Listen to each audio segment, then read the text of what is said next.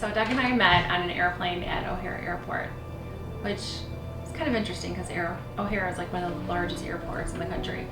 And the plane was delayed, and I was talking to another woman, and we were joking and laughing, and here comes this huge group of guys. Like, I think there was 27 I counted.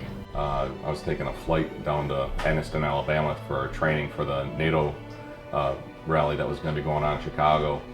And I was there with about 28 other troopers going down the escalator. We were being kind of rowdy and loud, obnoxious, like, hello, we're here type personalities.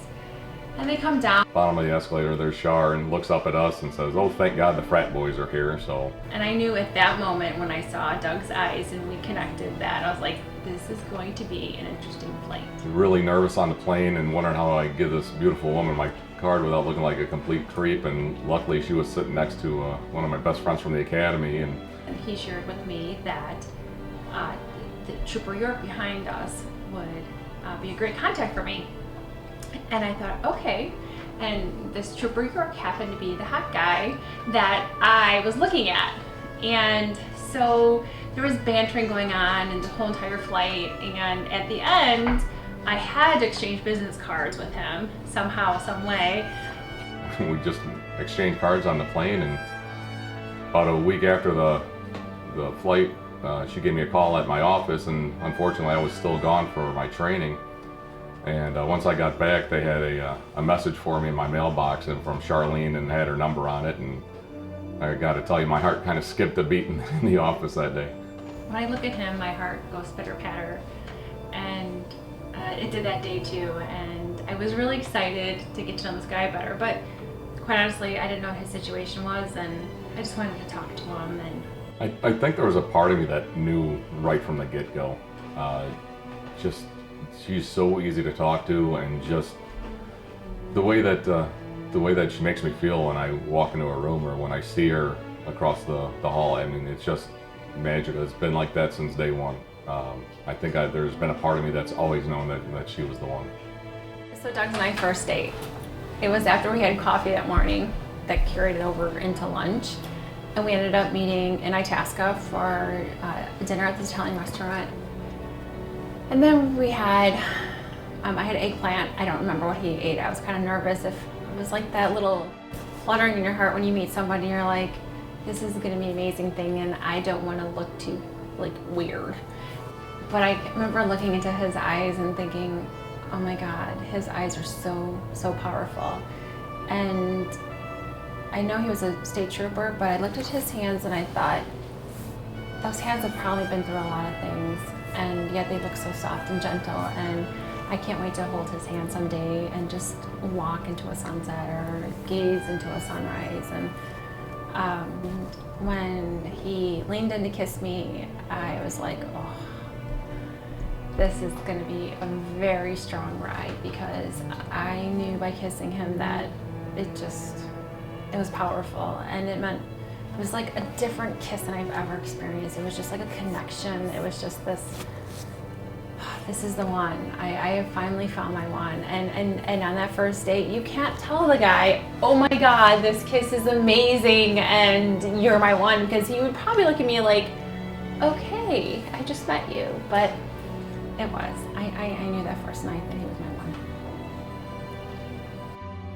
Well, I asked Char to marry me on Easter. Easter is a big holiday and a big gathering for my family, so I thought it would be a perfect time, since family is so important to Charlene and I. It was very romantic the way Doug had asked me to marry him. It was interesting because I share this because one of our favorite songs is Train, This Is Not a Drive-By. And Drive-By's Charlotte and I's song. It's all about how this is not a short-term drive-by relationship. It's going to be something that we're going to be in for the long haul. So they start playing in the backyard, and Char gets all excited and runs over there and is excited that they're playing our song. And then so I'm like, oh my God, they're playing our song. This is awesome. And he's down on one knee, and like the first thing I thought, I was like, oh, he's fallen. Oh my God, his back is so jacked up. Oh my God, what am I gonna do? Here I am excited about this song playing, and my best friend is on his knee, probably fallen over and can't get up. Then she turns around, and then I'm on one knee behind her and asked her to marry me and be part of my life forever. And she said, yes, thank God. And next thing I know, Delaney's coming up and hugging both of us, and just all kind of excited that Char's going to be her bonus mom. And so he asked me to marry him to the song that him and I both enjoy, and I said yes, of course, because he's my best friend, and what a perfect setting to be with our family and have everyone around. With my dad being in heaven, it was just felt like he was looking down and he approved it, Doug, and so I said yes. For me, it's been great. It's just a dream come true. We're able to do the outdoor wedding like I always hoped and dreamed that we could do, and it's going to be with all of our friends and really close family, and it's been a dream so far for me. Well, the interesting thing about our wedding preparation and engagement has been that we were engaged for 2.5 years before we got married. Last year, we bought a house together, and so that kind of took precedent of trying to figure things out. And we actually, honestly, started planning for the wedding maybe 6 months ago. When you marry your best friend, it's not that complicated. It truly is not. It's actually gone, I think, faster than I thought it would go. Everything's just kind of fallen into place, and things, any hiccups that come up, we just kind of shrug our shoulders and say, okay, well, that's life, and we got to move forward. So, but it's been outstanding. Char's been amazing through the whole process, and as organized and as big a planner as she is, it's made everything go really, really smoothly.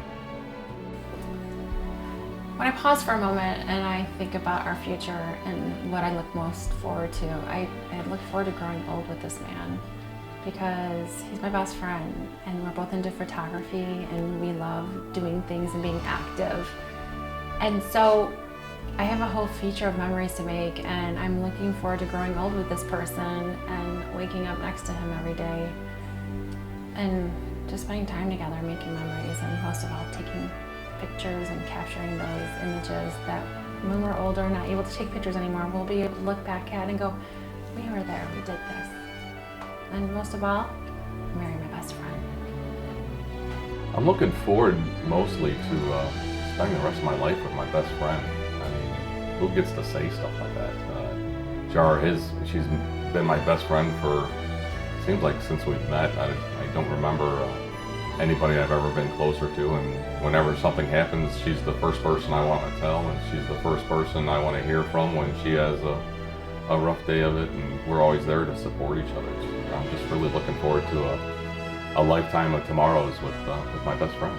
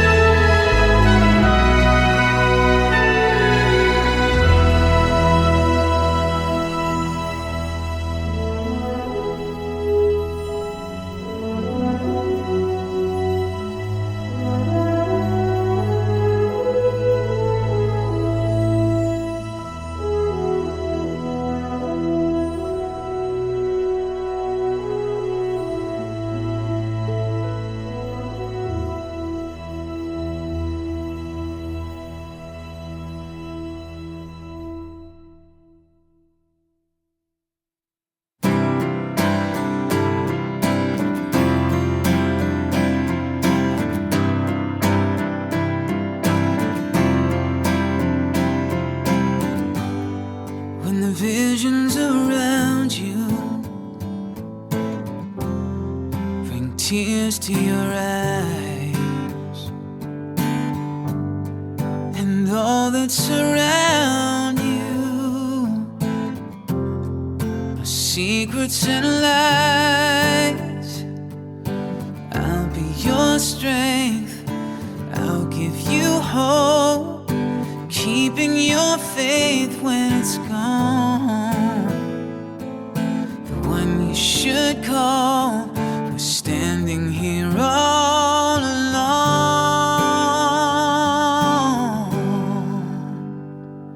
And I will take you in my arms and hold you right where you belong, until the day my life is through. This I promise you. This I promise you. I've loved you forever, in lifetimes before, and I promise you never will you hurt anymore. I give you my word, I give you my heart. This is